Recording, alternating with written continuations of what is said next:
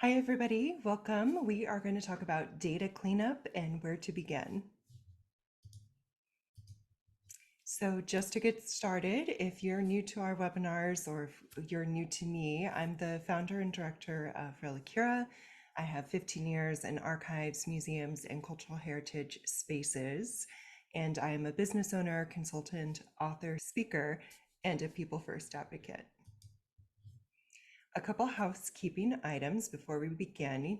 A link to the recording and all of the links that are shared throughout the course of this webinar will be sent via email 24 hours from this webinar premiere. So as the links come up, you're welcome to take a snapshot or jot them down, but rest assured they'll also be sent to you the next day.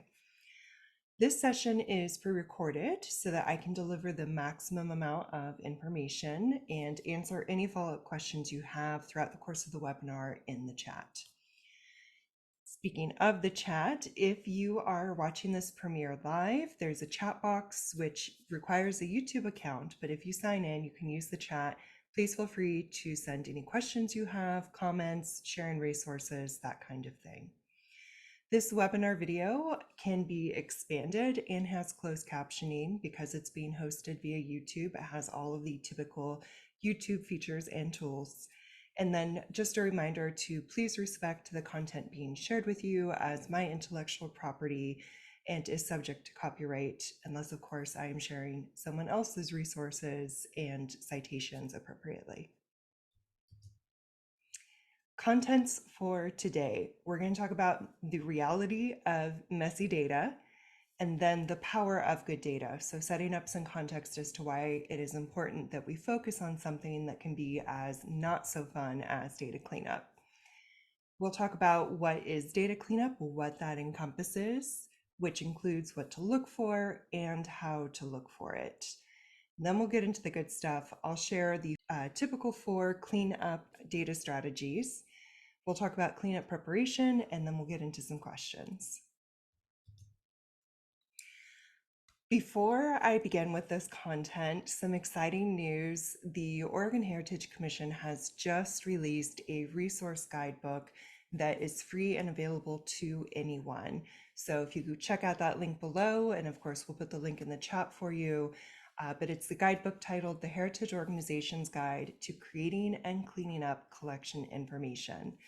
This was a partnership between Relicura and Oregon Heritage Commission, and I want to thank Katie Henry from Oregon Heritage for her vision and partnering with us on this exciting resource guide. And of course, would not be possible without funding from the Oregon Cultural Trust, so thanks to OCT. And then I want to do a special shout out thanks to Deschutes County Historical Society, specifically Kelly Cannon Miller and Rebecca Avaret for their participation in the case study that is included in this resource guidebook. So go check it out. We're excited to have it out. It talks about all of the things in greater detail that we are going to cover today. So if this webinar was helpful and you want to know more details, how to, if you want to see the case study, go download that guide and it will all be available for you. Messy data. So I want to assure everyone and to affirm what you may suspect, but never really know if it's true, but everybody has messy data. There are corners of everyone's database that is going to have some sort of obsolete collection information, be relics of previous, at the time, best practices that are now out of date.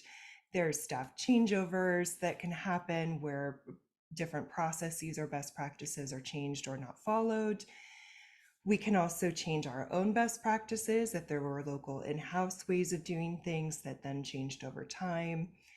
We also had technology changes that changed how we did things, how we captured certain data, how we wanted to display or insert data, many different technological or tool changes that have resulted in some obsolete areas of our database. And then, of course, migrations. If your collection database has been around for more than 10 years, and for many of us, maybe even 20 to 30 years, then chances are you've been through at least a couple different database migrations, which can always cause a bit of a headache when it comes to messy data. So for many reasons, messy data can happen, and it is definitely not a reflection of you or any of your staff. It's just a reality and the nature of our work. So with that in mind, all of us have collection data that could use some cleanup. I do want to take a moment and share this particular link with you. It's an article written by Jody Allison Bonnell, who is a recent Society of American Archivists Fellow and a huge leader, especially in the Pacific Northwest area, and specifically around the collections management system and good data. And her particular article focuses on the messy data phenomenon with the title "Not Just Your Problem: Metadata Shame, Imposter Syndrome, and Archivists." So if you would like to read more about that, it's a great and affirming article from one of our best. Now, the power of good data. So we're going to spend just a moment talking about why it is important and powerful when we do have good data. So in addition to collections, care, management, and access, which are like the three main pillars of what we do and why we do it, and the three pillars that are supported by collections management systems and the collection data we put in it. In addition to those, we are able to get better heritage, organization, accountability. So helps us keep better records, better data, and helps to keep our collection management practices more transparent and helps us to be accountable. It helps us with the activities of conservation, knowing when particular items may be due for certain cleanings or review, and managing the process of going through conservation, especially for sending out and bringing back. We can also do exhibition creation, planning, and digital exhibition with our collections management systems with good collection data already present. It helps to mitigate risk of loss of our objects. If all of our items in collections are cataloged and have data in our system, we're better able to keep track of our items and hopefully, and well, statistically actually reduce risk of loss with that better tracking of our collections. Having better data helps us to answer or at least inform different legal and ethical questions that can and do come up for a variety of reasons with our collection materials. It also helps us to enforce or encourage copyright and intellectual property protection.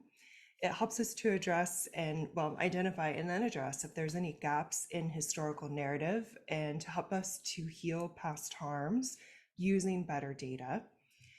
Data, of course, helps with the discoverability of our collections, both internally for staff, but also externally for our audiences. It helps with that engagement with our different constituents and audiences. Having the data available, and especially with the digital assets, helps ease and make content creation faster and better quality. And having a collections management system with that data, and of course, creating its own data of how we use and access these materials, it helps us to provide proof of value, or essentially proof of use of these collections beyond just anything that may be in the exhibition hall. So how do we get good data? Now that we know how good data can help us and that we've established everybody has some messy or missing parts of their data, how can we move towards getting good data or better data? First is making sure that we are aware of cataloging standards, depending on where you are and where your organization is at in terms of adopting standards. You may already have identified the standards that you are following, and so the data being created now is according to standards, but maybe there's some past data that needs to catch up. Or perhaps your organization is at a place where it's transitioning or different staff turnover, and there's not really been a standard selected or been consistently applied. So regardless of where you are, make sure that you are aware of what standards are in place, and if there aren't any, what standards you would like to put in place. What standards are you deciding to adhere to put in place? This has to be determined ahead of time before any cleanup can happen, because knowing what standards we're following helps us to identify the data that doesn't fit the standards, and that flags for us what needs to be cleaned up. So that's why there's this focus on standards. We're going to spend just a few minutes with a refresh regarding standards, and then we'll get into the cleanup stuff. So determine and articulate the standards that your heritage organization is going to follow or is already following. And we need standards for two areas. We need a standard to tell us what the required fields are that we need to use, so fields within the database. And two, we need standards to tell us the required data format for each of those fields. So a little bit to tell us, like, what are we putting in, where are we putting it, and then how are we putting that data in there. So this little grid, if your brain doesn't like this grid, it's okay, you can tune out for a second. But if your brain does like grids, this top row is the data schema, or essentially the tell me what fields we're supposed to be using standards. We have a column for library, archive, and museums. And then the second bottom row is the actual content. So descriptive standards of, okay, I know what fields I'm supposed to be using, but what sort of data and how am I putting that data into this field? So that's the descriptive standards. And again, for library, archives, and museums. For us in particular, and certainly when we talk about examples and get into more detail on some of our other webinars, the typical ones for us in the heritage industry, our collection management systems tend to be dictated by Dublin Core. Statistically, that's the most prominent one in the CMS options available currently. And Dublin Core is the standard that tells us what fields to use. Now for the descriptive standards, the what and the how of the content, for museums, that is typically cataloging cultural objects, or CCO standards. And for archives, that's going to be describing archives, a content standard, or otherwise known as DAX. So those are the descriptive standards we're using with usually that Dublin Core schema. So the standard you choose will outline to you which fields are considered required and typically which fields are considered recommended or value added. So for any of the organizations you are in, depending on the standard that you choose for what fields am I using, you're going to know what's required, what's recommended, what's value added, and it's up to you to determine if it's appropriate or beneficial to use anything beyond those required fields. Now, the CMS you have will dictate what sort of schema it's using. So like the Dublin Core schema, for example, and the fields available. There are going to be way more fields available, usually, than you will ever possibly need or use. So just know that just because these fields are available does not mean you have to use all of them. So take a look at what the CMS offers, take a look at the standards you want to follow, and then make an intentional choice of what fields are consistently required for you and your collection. Now, for any of more detail on what we just covered, especially related to data standards, we did a webinar last month, creating a catalog workflow that works for you. It gets into much more detail related to cataloging standards, cataloging workflow. And so please feel free to go check out that webinar and view it in much more detail at another time. So just know that that is there for more resources. All right, what is data cleanup? So getting into the good stuff now. Data cleanup is the act of improving your data that currently describes your collection items and cleaning up that data so that it can be a fuller, more accurate, and helping to meet industry standards for your item data and therefore your collection as a whole. And what do we mean by quality data? So what is good data essentially? And the markers for that are the data for each object is accurate and complete, or if you're in archives, you may not do per item, so it would be the data for the collection or the series, etc. The data is located in the appropriate fields of the CMS and is in the correct format. So making sure you're using those required fields and that you're using them, you're putting the stuff in appropriately. There's data in each of the minimum required fields. So again, thinking back just a couple slides ago, what standards are we following? What fields have we determined are required? Are we filling all of those required fields? And the answer should be like 99% of the time, yes. Also, the data is consistently used and formatted where appropriate. So dates, locations, vocabularies, anywhere that it's not just a free text field, we should make sure that we're entering in the data in a format that is supposed to be in that particular field. And for many of our CMS tools now, they've gotten much better at making sure that we can only enter it in the correct way, but just in case your CMS is a little bit more old school or perhaps a little bit more simplistic on the functionality, just be aware of how you're entering in dates, for example, and that it is happening consistently, because that does ultimately impact your ability to search and the accuracy of those search results. Then the data follows best practices set forth by the heritage organization, by you, and any established internal practices specific to your heritage organization. So just a reminder that you're following any best practices that you've committed to in terms of industry standards, and if there are any local practices at your particular organization that you've decided to add to those industry standards. What do I look for?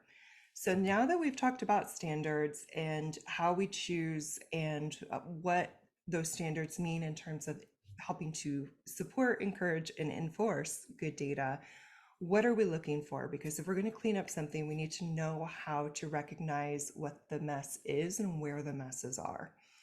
So the concept of evaluating the data can be overwhelming, admittedly, and that's especially for organizations that have more than a few hundred objects. So if your organization's been around for more than a few years, if you've been using a CMS for more than 5 to 10 years, as is the case for many of you, there's going to be a lot of data in there and it can be overwhelming. So I just want to affirm that that is a normal feeling. However, there's a short and reliable list of things for us to look for as we evaluate our data. So in order to help move you through in this evaluation process, I want you to think of the following prompts.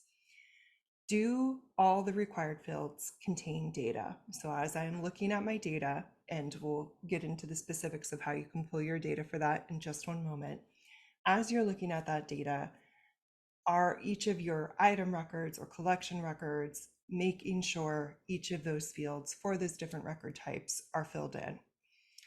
Is that data in the correct field? So for some of us, especially if we're using more than a dozen fields, and especially if practices have changed over time, there may be data put in like a notes field that should really actually be in like the copyright or governing access field, for example.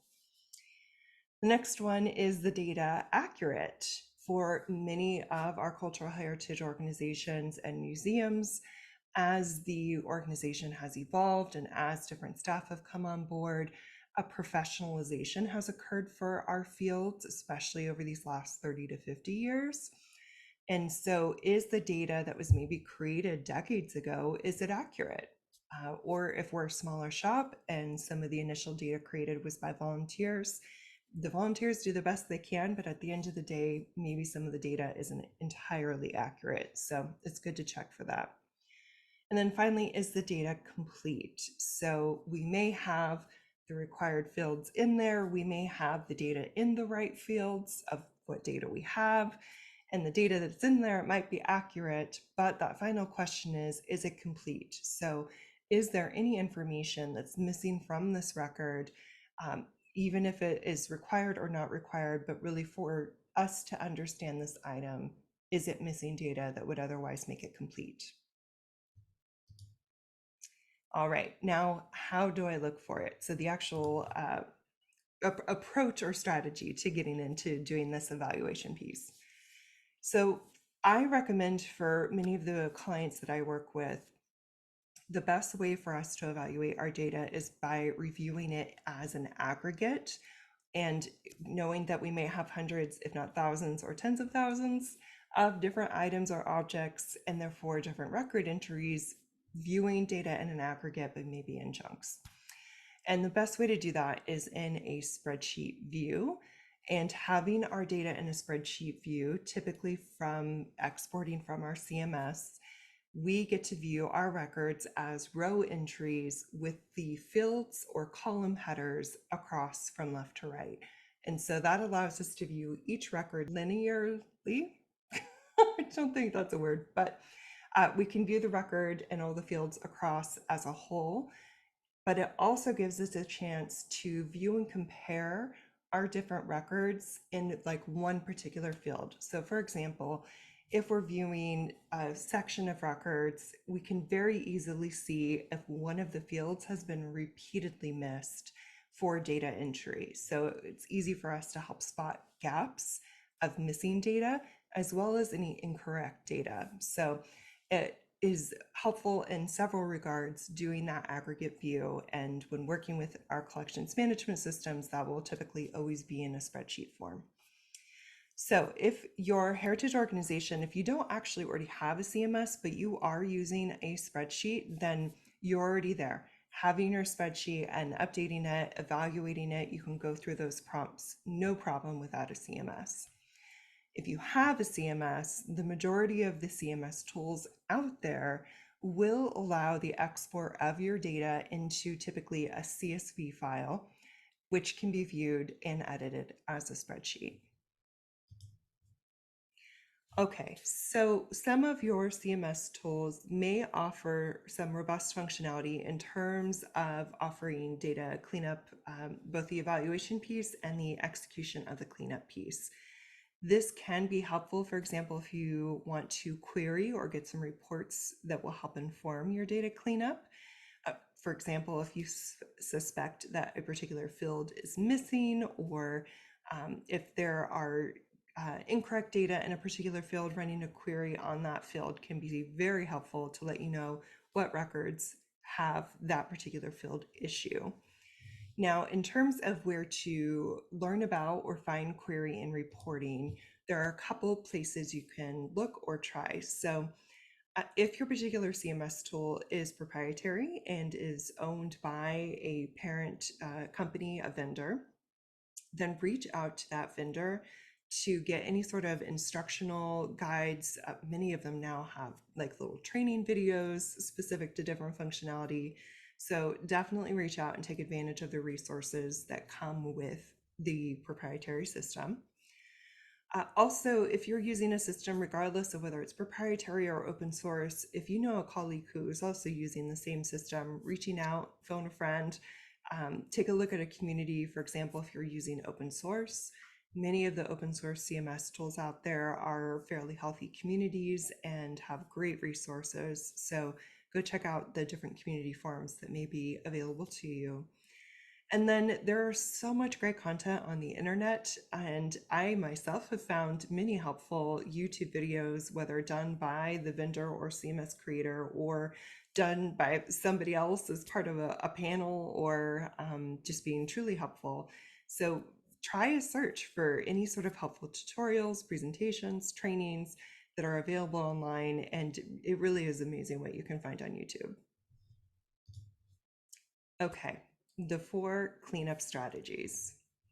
Now, each of these is complex and takes time to actually execute. And in future webinars, I hope to focus on each one of these in more depth to show you how I would actually go about it, which would be impossible to do all 4 in just this one webinar. So I want to show you and walk you through the strategy, and I have the steps boiled down into like the essential steps to follow, but because there is detail and you can learn more by doing, we hope to show you more of those in future webinars. So just a a hang tight because it's impossible to convey all the information I want to convey for each of these in just this one webinar.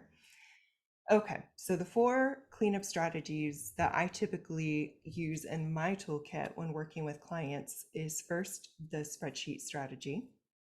Second, the record by record strategy. Third, the find and replace strategy. And four, the vendor supported strategy. Now, for each of these strategies, it's important to note that depending on which collections management system you're using, you may not have the ability to do one or more of these strategies. Also, the opposite is true. Depending on your collections management system and depending on the data evaluation and cleanup that you're doing, it could be possible to use one or more of these strategies as you move through your different cleanup phases. So just know that while these are strategies that can be used, you will have to determine if it's possible to use them with your specific collections management system. All right, spreadsheet strategy. So we talked a bit about spreadsheet for the evaluation piece of it. And that piece is important for part of that evaluation phase. This is now using the spreadsheet strategy for the actual data cleanup. So it provides you that comprehensive view of all of your data, but moving from evaluation to now like filling in the gaps, doing the corrections, doing the cleanup. So using that spreadsheet strategy, easy to spot missing data, easy to do the corrections, and in some cases you can actually do the editing within the spreadsheet. Note that for the majority of the CMS platforms, it allows you to export your spreadsheet, but it should also typically allow you to import to make these changes. Now, that is not the case for all of the collections management systems that we use. So if you're not quite sure on this, definitely check your CMS documentation. This strategy hinges on the ability of being able to export that data, yes, but then being able to edit and then import it back in. So we're not just doing evaluation, we're doing evaluation and cleanup and trying to import that cleaned data back in here. Okay, in terms of steps, first step is to export the data from the CMS into a CSV file or spreadsheet file. We're going to evaluate that data, and of course, a reminder that each row in your spreadsheet is essentially a record entry. Identify the required fields that you want to pay particular attention to that could have data missing or may have inaccurate data. And identifying that inaccurate data, such as like it's data in the wrong field or misspellings, things like that. Making a game plan for how to tackle the identified data imperfections. So whether you can do that in the spreadsheet and upload, or perhaps we need to move to the record by record strategy, which we'll get to in a minute. Continuing, filling in the data that is missing, but fairly easy to create. So data that you would know off the top of your head or being able to determine by the other data that's available to you. Correcting the data that was identified as incorrect. So maybe it's incorrect date format, incorrect subject use, things like that. And then making a note of any research that is required for helping to fill in those records. So data that you don't necessarily know off the top of your head or can't fill in unless you go pull like the accession file or do some further research on that item or collection. So it would be data that you would have to clean up or enter at a later point in time. Then perform a review of all the changes that you've made to help ensure accuracy. This is especially important if you are able to import this data back into your CMS, because we're doing data cleanup. The last thing I would want you to do is import different data messes, because that would just drive you nuts. So just take a beat, review what you've helped correct before importing it back in, which is of course that next step, importing that spreadsheet, if possible with your CMS, back into the CMS, and just double check a few records to make sure fields map correctly and that the data went where you believed it should have gone. I do want to do a quick plug for a open source tool that is pretty powerful. It's Open Refine, and you basically would upload your spreadsheet that you got from your CMS, and it's just an extra tool to help identify like faceting of what are the types of text in this particular column. It will help very easily, especially if you've got hundreds of entries that you're going through, help very easily identify like where are the commonalities, where are the mistakes. You can then do patterning essentially, and it's like a if this then that that you can apply to your data. It helps so much with doing like data reconciliation. So I recommend playing with it. The more you play with it, the easier it gets. But I definitely recommend, if this is brand new to you, play with it a bit before you actually import it back into your CMS. But it's been um, fun for myself to learn and play with over the last couple of years. So I definitely recommend it. Okay, so that was spreadsheet strategy, and that spreadsheet strategy is assuming that not only can you export your data from the CMS, but that you could also clean it in the spreadsheet and then import it back into your CMS to make those data corrections. Not every CMS allows both really, but more so, not every CMS allows the importing of data into your system via spreadsheet. For some of the more rudimentary collections management systems, or for those that are still a bit more old school and you have to pay the vendor to help do some of that bulk or more powerful cleanup, it just may not be an option for you, whether because the tools don't exist or the budget doesn't exist. In that case, thinking about a record by record strategy may be your best bet. And this particular strategy is if the CMS doesn't support that data export and or doesn't support that data import and doesn't offer any sort of cleanup tools. And to do this, I definitely recommend breaking the data cleanup into achievable chunks, because otherwise it is easy to get really burnt out or sort of blinded to the type of cleanup work you're trying to do. So first step, make a game plan for how you want to evaluate each record for data imperfections. So if you can't do an export into a spreadsheet, the only way you can evaluate your data, typically, assuming you can't also run queries or reports, is just viewing record by record. And if this is the camp that you're in, I definitely recommend focusing on some discrete subsections of records, like keeping it really small to begin with, like maybe a dozen or two dozen records, just to help keep your brain fresh and to help prevent you from being burnt out while you're doing this cleanup, well, evaluation and then cleanup.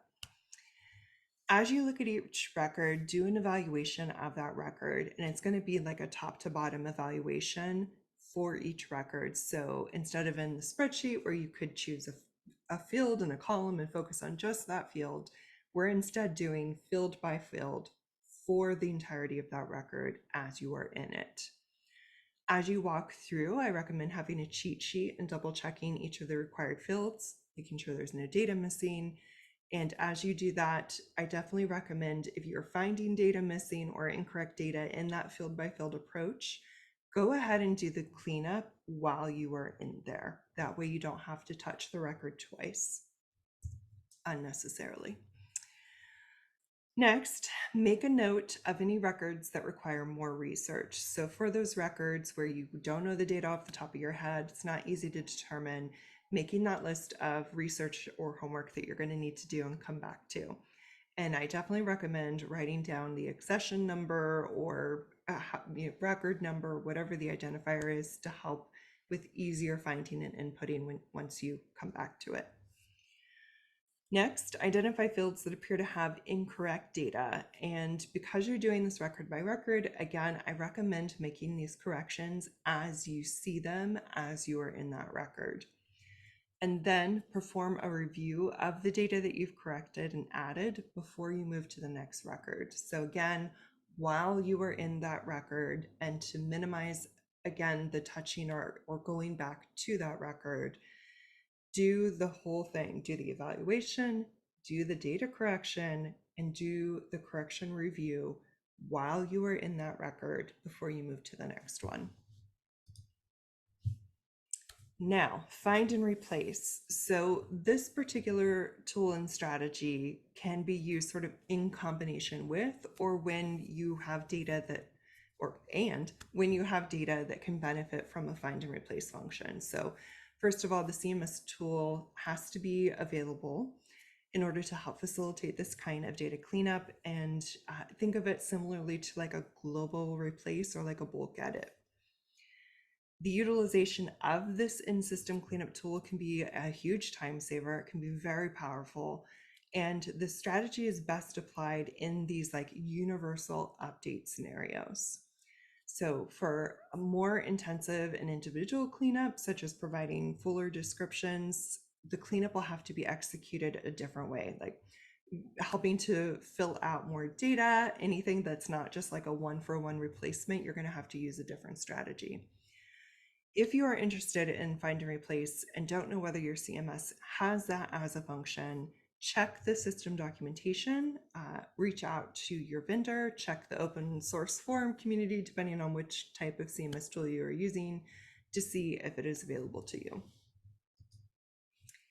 If it is, and if in fact you have data that is like a one-for-one find and replace, first of all, execute a review of that data, identify where there are these universal data cleanup patterns that can be performed, identify the required fields that appear to have that data missing. And for example, some of the find and replace fields that are the most common are creator, where the creator field is blank.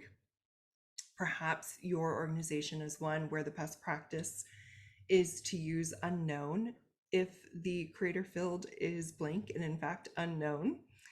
And or if there's a rights statement that you typically apply to all of your records, but maybe the earlier sets of records didn't have this rights statement.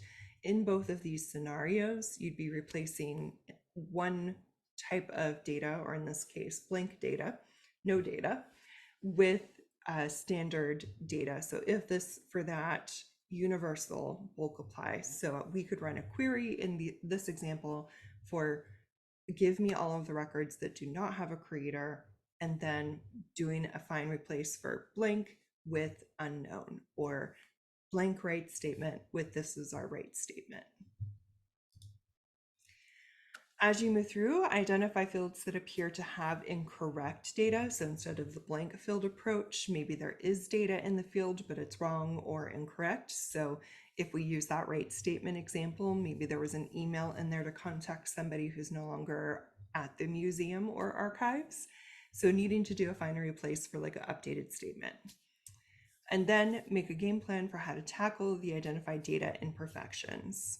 So for this strategy, each universal find and replace action will need to be predefined by crafting that specific query with an exact set of records you intend to update. So just a reminder, again, like we want to identify the records where a particular field is either missing or incorrect, and then we're going to apply a change to all of those records.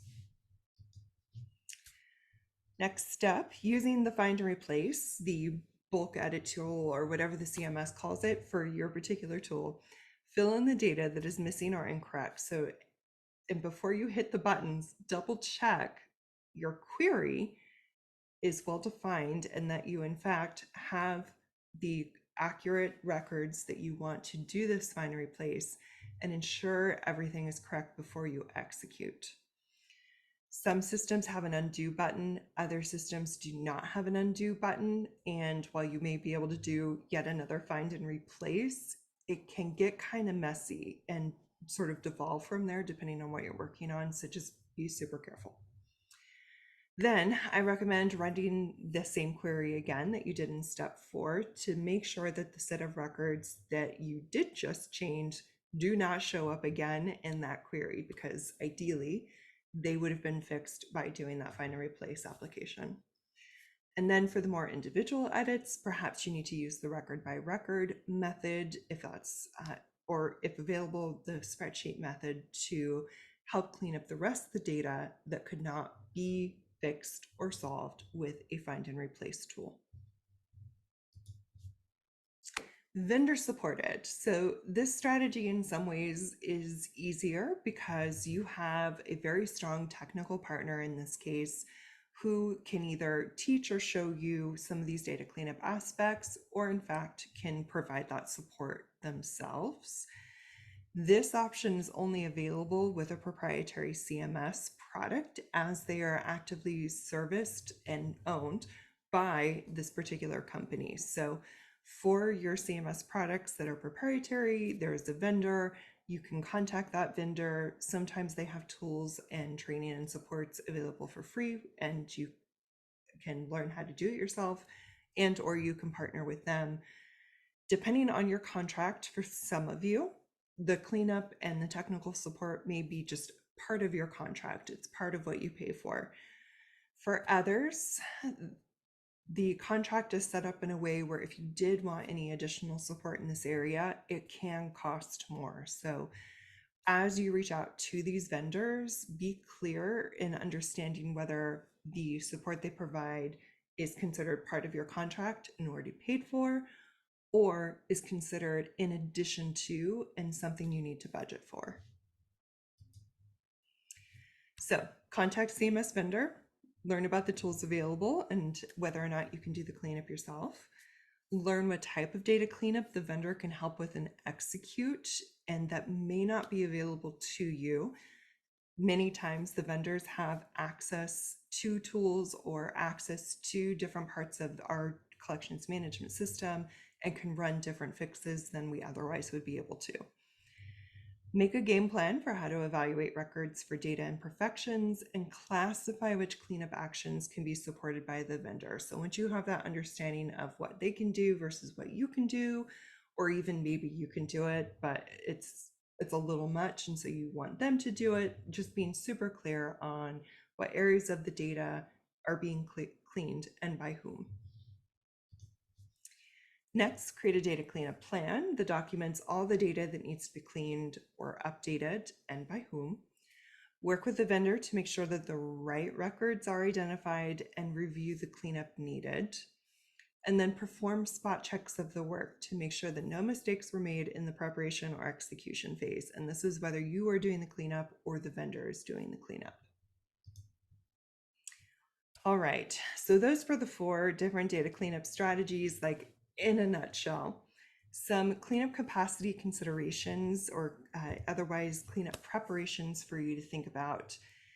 Perform an assessment of your data and identify areas of cleanup. So this is like first step, will help you scope or understand what comes next. Carve up the areas of cleanup by what's needed to be done by field, and if there's a lot, I recommend identifying and defining by different record sets. I recommend pairing each cleanup batch with guidance on what's needed and how the cleanup should be performed. As you're looking at this data and while everything is fresh in your brain, write down everything that is needed to understand the context and in order to execute what's next without having to go through the work and re-familiarize yourself, because many of us don't have the ability to focus on data cleanup all the time. So all this preparation work that you're doing right now, you may not be able to come back to in this week or even in this month. So writing it all down, whether it's you coming back to it later, or perhaps you're saving it for like a future anticipated grad level intern, for example. I recommend identifying the quantity of records per cleanup batch and then estimating the time it would take to perform that data cleanup. So factor in research if there's data missing that's going to require reading the accession file, helping to assign a priority level. So maybe more fields or some fields are more important than other fields being completed. So in addition to doing that estimate, helping to indicate what is the priority here. Indicate if the work can be performed by a volunteer, intern, or staff member. So this can be important, especially if you do have all of 3 of those regularly at your location. Knowing what a volunteer could do versus a graduate level intern versus what data should only be touched or cleaned by staff will help you identify, okay, these record sets and these particular data problems, these are just for me to work on, or these record sets with these particular data problems, this I can very easily hand off to my grad intern, for example. And some efficacy tips. So data cleanup is the most effective when it is performed with laser focus. So whatever you need for your brain or for the staff or volunteers or interns you're supporting, creating that environment and setting for them where they can focus on just the data evaluation and cleanup.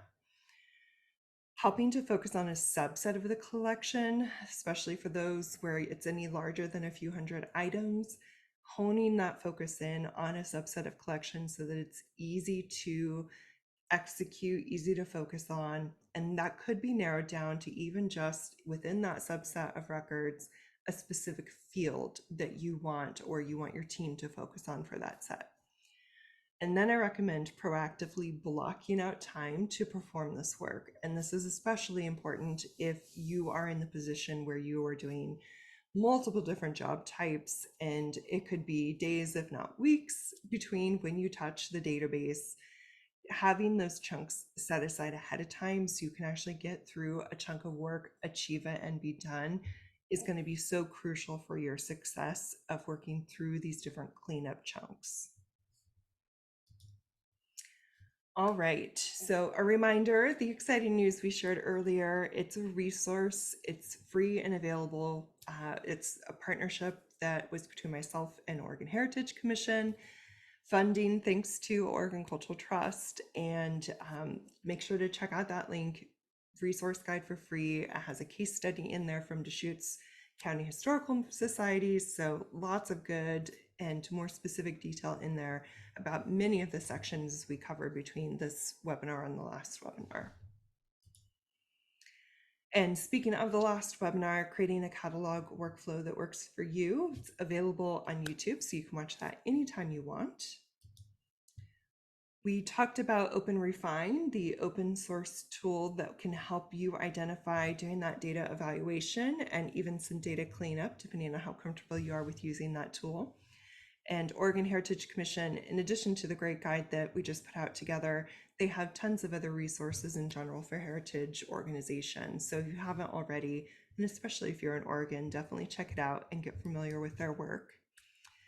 Standards, we talked about data standards ever so briefly in this webinar. And so here are a couple different standards resource sites for you to check out if that's something you want to learn more about. And then just a reminder, keep in touch, connect if you haven't already, and we will get into some question time with the few minutes we have left. Feel free to use the chat to ask your questions, or if they come up to you later, this webinar recording, a link and a link to all the resources are sent 24 hours from now, so you can also respond to that email too if questions come up. But that's it for today, and just a promise to you that we'll get into the actual cleanup activities a little bit more. We're planning that for the new year, so hang tight until then, and enjoy the Oregon Heritage resource while you wait. All right, thanks everybody. Bye.